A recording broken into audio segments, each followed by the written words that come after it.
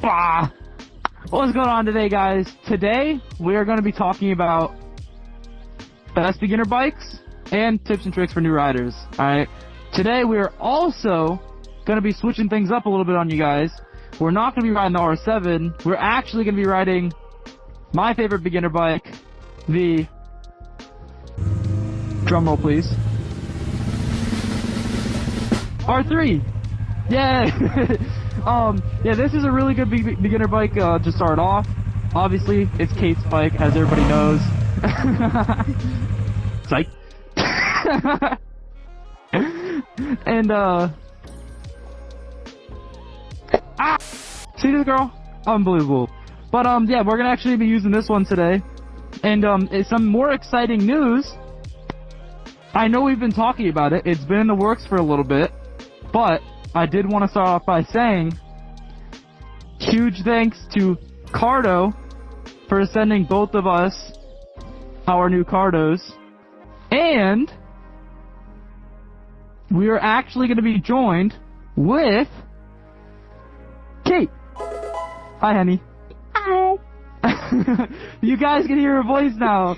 So that's some amazing stuff we got going on. We finally got that worked out. You guys could actually use code Tsumi, as you see right here, and get like 30% off.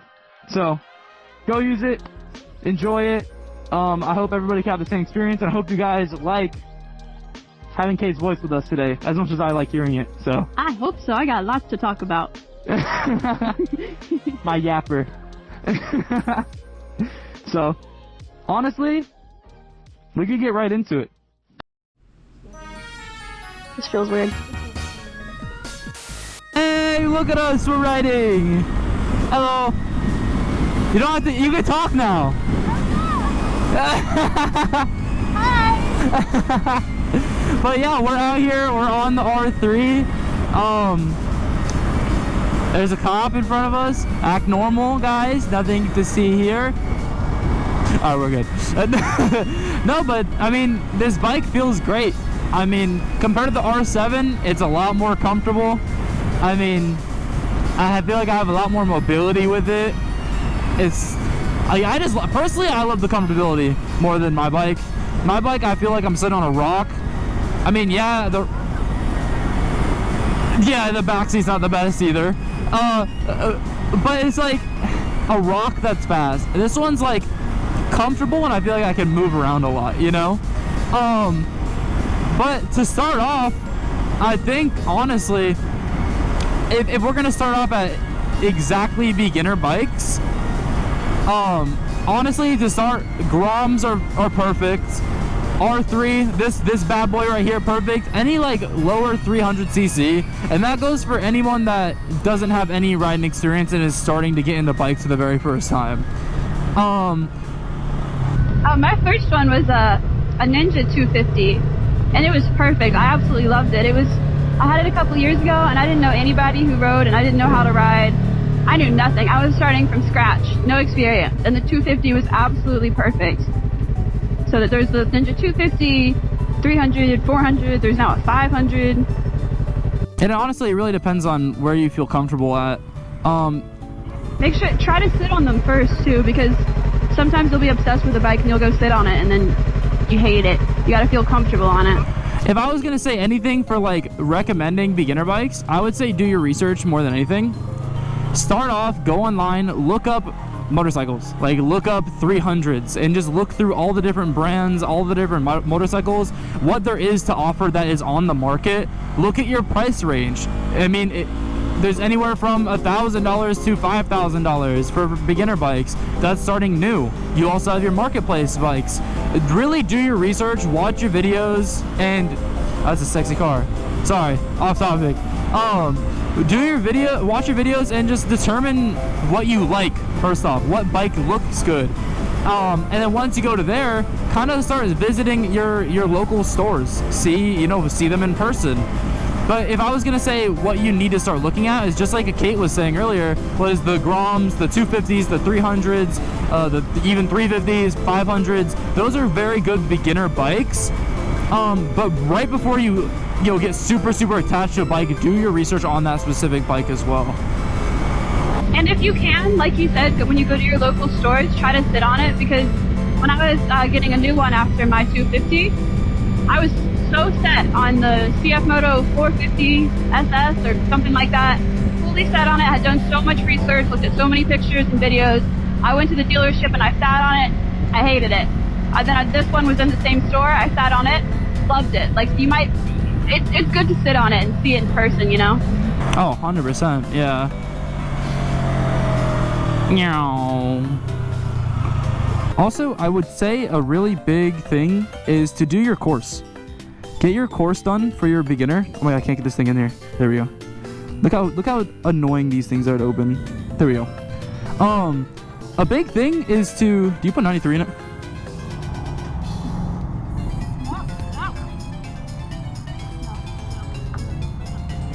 You put 89? Interesting. Anyway, a big thing is to get your course done, guys. Go to your local riding course and make sure you guys finish that course. Get your actual motorcycle license before you even get the bike. A lot of people think that you have to get the bike and then do the motorcycle license, which is not true at all. They offer you bikes to get. Damn, that was quick. They offer you bikes there to use, so it's not a big deal. You don't have to search for one before you go there.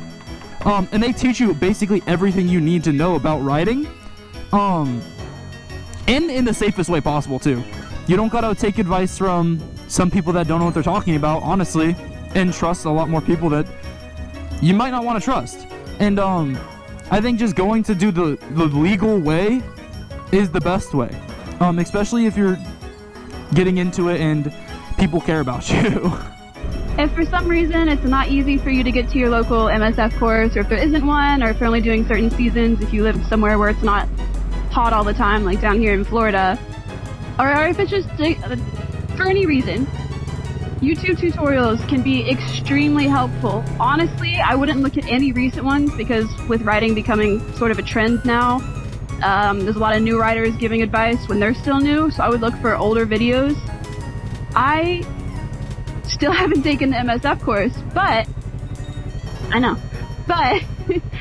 I taught myself in a parking lot after I bought my first bike by myself, just watching a YouTube tutorial, and then just practiced in the parking lot until I got it. And then how I learned is by experience, so I just went out on the road and kind of made myself have to learn it by pressure. Don't do that. No, I'm like, not once I felt ready, I didn't just go out on the road. But YouTube tutorials can be very, very helpful for learning how to ride, or even watching them before you take the MSF course. If you have the MSF course scheduled, still watch them. You can learn a lot from them about the mechanics and of everything. Yeah. I agree. Maybe I'll try to find the one that I learned on, and maybe we can like link it in the description or something, because it was very helpful for me. Thing's mean looking. Little SS Camaro. So let's say that you aren't a brand new rider. Like, let's say you know how to ride dirt bikes and whatnot. Then that's the only time I think that you should ever even consider starting on a higher CC bike. And I'm not talking 1,000. I'm not talking, you know, the higher end CC 600cc bikes. I'm talking like my 700, like a 650. All right, so let me explain that real quick. A 600cc bike could be faster than a 700cc bike. The CC really does not matter. You have to look at the engine and the stats behind that bike. For example, an R6 is faster than an R7 because it has a 4-cylinder engine and has it, you know, revs higher, has a higher end power ratio, versus then an R7 has a lot more torque, but only torque, but it has a 2-cylinder engine. So that kind of, you can't really look at only CC when you're looking at these things, which does go back to just making sure you do your research before you know, go for that bike, basically. Jet ski. Bro, I want one. I want a jet ski. Imagine doing a wheelie on a jet ski, just like up here, like flying through the water. Oh, that'd be awesome. Yo, water. I didn't know you could go this way. Beautiful view. And that's why it is so important to make sure that you do all of your research before deciding what bike is best for you. One thing that I really had to make sure of when I got my first bike and then this bike is how heavy it is. Weight is a very important factor because I am not very strong or very tall, so it's kind of hard for me to control a bike like his. I've ridden his, I can, it's just a lot more difficult. My feet can't go on the ground and I just don't feel as comfortable with it because I can't just move it around. Maybe after my shoulder is fully healed, but weight is a very big thing as well as other factors. There is a lot of factors that go into it as well.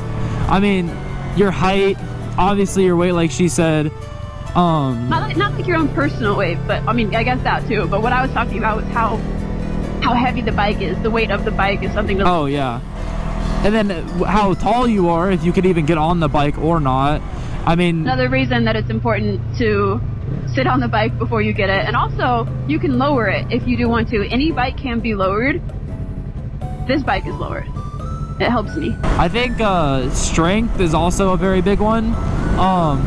Especially if you're gonna start on, like for me, for example, when I started on the R7, I knew my strengths, and I knew my strengths, so I knew I could really toss that heavy bike around. But for someone that maybe can't have that big strength, you know, and toss around a big old, you know, almost 400-pound bike, then toss around something that's like 200 pounds is a lot easier. And when you're going into turning and whatnot on the bike as well, it plays a big factor. How far you could lean, and even just picking the bike back up if you happen to drop it at a stoplight or something. Those are things that you need to consider when going to get this bike as well. Another thing is that I would not suggest having a backpack until you are fully ready, fully confident in your skills, have been riding for a while, because it completely changes the dynamics of the bike. There's a whole other person's weight that you have to worry about, and it just can make it tricky, especially if they don't necessarily know how to be a good backpack yet. And like this, like you gotta lean with them when they lean and everything. Like it helps a lot. It makes a difference. Right here, can turn in the bike. I'm not even doing anything.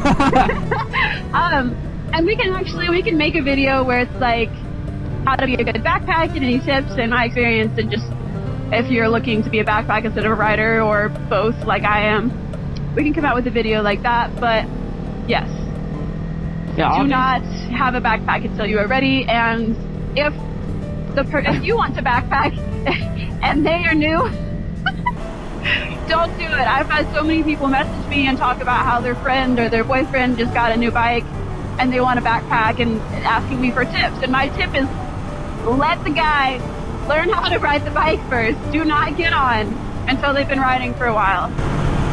Yeah, no, that's a very big one. There's people that tell me like, oh, you know, just like you were saying, I want to hop on the back of that dude's bike, and it's like, he had it for a month, you know? Like, do you really trust yourself with that?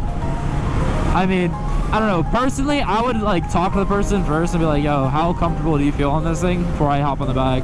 Because so if it's their first time with one, don't just hop right on the road on the back of it. Like, let them practice how to turn and how to maneuver in a parking lot with a whole other person, because everything changes. I'll tell you right now, Kate did not just hop on the back of my bike the first time she went on the back.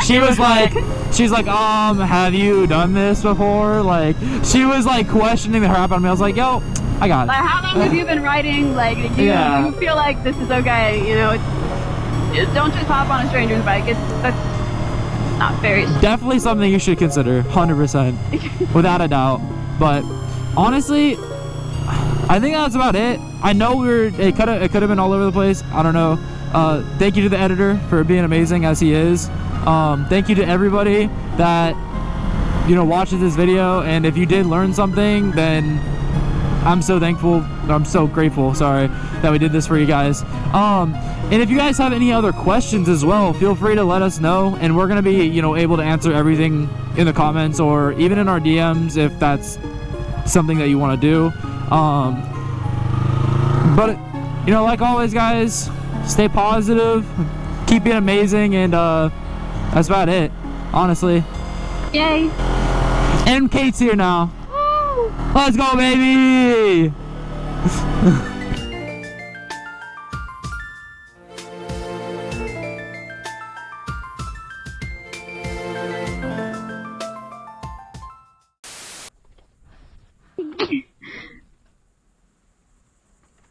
No, Piggy.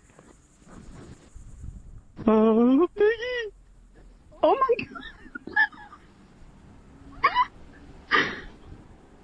Isn't it like deflated? It looks like the little like demented things in Minecraft. The fluffiness is gone. That's so bad. You tell me where we got it? Aw, we got it at... Wait, what? You have to redo that. Hi, Jacob.